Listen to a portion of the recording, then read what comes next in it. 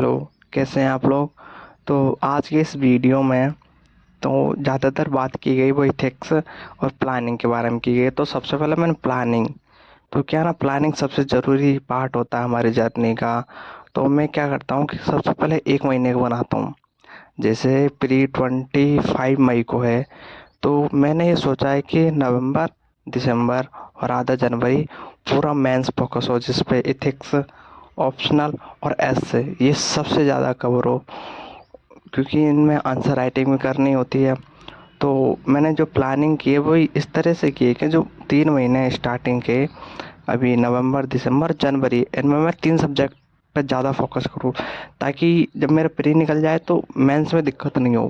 क्योंकि ना बाकी के जो GS 1, 2, 3 है, वो इनमें मार्क्स इतने आते नहीं हैं। तो ज़्यादातर जो सिलेक्शन होता है ना, स्ट्रेटजी यही कहती है कि जो ज़्यादातर सिलेक्शन हो वो ऑप्शनल, ऐसे, एथिक्स, इनके मार्क्स से होते हैं। तो मैं इन पर ज़्यादा फोकस कर रहा हूँ। तो फिर ये बना के मैंने इसको वीकली किया कि भाई मुझे वीक में इतना पढ़ना है, और वीक को फिर मैं दैनिक बेसिस पे किया। क्योंकि ना डेली बेसिस पे करने से क्या होता है कि हमारी कंसिस्टेंसी मेंटेन हो जाती है। हम डेली पढ़ने लग जाते हैं कि यार मुझे ना 7 दिन के अंदर अंदर ये सारे टॉपिक कवर करने हैं, और 7 दिन में करने हैं। लेकिन डेली मुझे इतना करना, अगर मैं डेली नहीं करूँगा तो मेरे 7 दिन में ये कंप्लीट नहीं होगा। और अगर 7 दिन में मेरा ये कंप्लीट नहीं होगा तो जो मंथली टारगेट है वो तो छूट ही जाएंगे ना। ठीक है ना। तो इससे क्या है, डिसिप्लिन भी बन जाता है। मेरी यही अप्रोच होती है हमेशा कि ज़्यादा ना पढ़ो, कम पढ़ो, लेकिन कंसिस्टेंसी के साथ में थोड़ा निरंतर रूप से, कि 6-7 घंटे या 8 घंटे या 10 घंटे, जो भी है, जो टारगेट है उसका 80 या 90% हो जाता है ना, तो अगले दिन अपन मेहनत करके उसको ना थोड़ा डबल कर सकते हैं। क्योंकि ये करना पड़ता है, नहीं तो वो टारगेट होते ही नहीं है कंप्लीट। क्योंकि एथिक्स है, एथिक्स में लेते हैं, एथिक्स में टोटल 7 टॉपिक हैं। आठ आठवां टॉपिक केस स्टडी है। लेकिन केस स्टडी कहाँ से आती है? जो 7 टॉपिक है ना, उनमें से केस स्टडी को दिया जाता है। ठीक है ना। तो अब अपन को ये तो पता होना चाहिए ना कि यार देते हैं ये 7 या 8 टॉपिक, तो 8 टॉपिकों का ना अगर नोट्स बना रखे हैं या कहीं से पढ़ रखा है, तो बहुत जल्द 10 दिन के अंदर अंदर वो 7 टॉपिक आसानी से रिवाइज हो जाते हैं, आसानी से। और इसके बाद में ज़्यादातर टाइम मिल रहा है ना, तो उसको केस स्टडी में दे सकते हैं, क्योंकि केस स्टडी 125 मार्क्स के आसपास की होती है।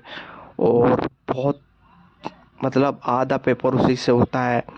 तो जितनी ज़्यादा प्रैक्टिस करेंगे और जितनी केस स्टडी लिखेंगे, सॉल्व करेंगे, तो आसान हो जाता है। क्योंकि ना एक फ्रेमवर्क बन जाता है कि यार इस तरह के केस स्टडी में इस तरह की चीज़ें लिखी जाती है।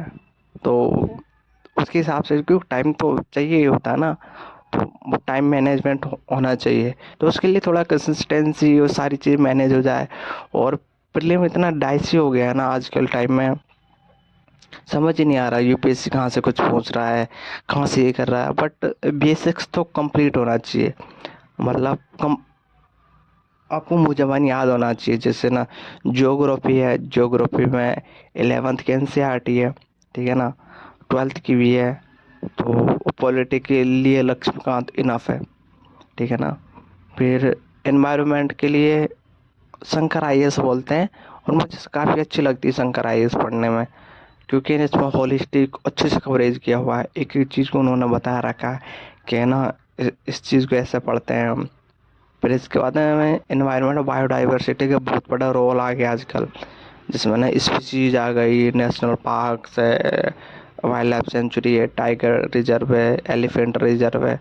ये सारे टॉपिक जो कवर होते हैं वो बायोडाइवर्सिटी में चले जाते हैं।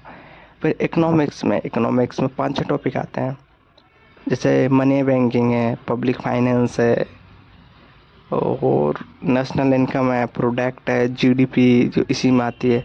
तो ये सारे टॉपिक जो प्री में पूछे जाते हैं, मेंस में नहीं आते हैं ये। तो प्री थोड़ा अलग है, तो प्री बाद में अलग बातें करेंगे।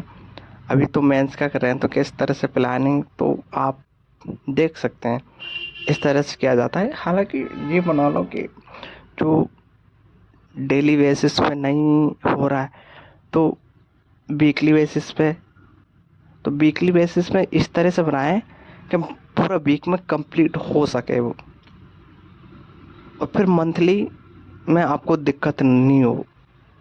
क्योंकि जब डेली बेसिस पे नहीं बनता है ना, कंप्लीट नहीं होता, तो डीमोटिवेट होते हैं और इससे लॉस ही होता है। डिमोटिवेट होने से क्या, पढ़ाई नहीं होती है, ये करने लग जाते हैं, वो करने लग जाते हैं। तो मेरे ख्याल से थोड़ा कंसिस्टेंसी मेंटेन रखना चाहिए थोड़ी तो, क्योंकि ना इतनी बड़ी एग्जाम में आए हैं फिर पढ़ रहे हैं, तो होना ही चाहिए। आई होप आपको ये वीडियो अच्छा लगा होगा। अगर अच्छा लगा हो तो प्लीज़ लाइक, शेयर, सब्सक्राइब ज़रूर करें। And thank you so much.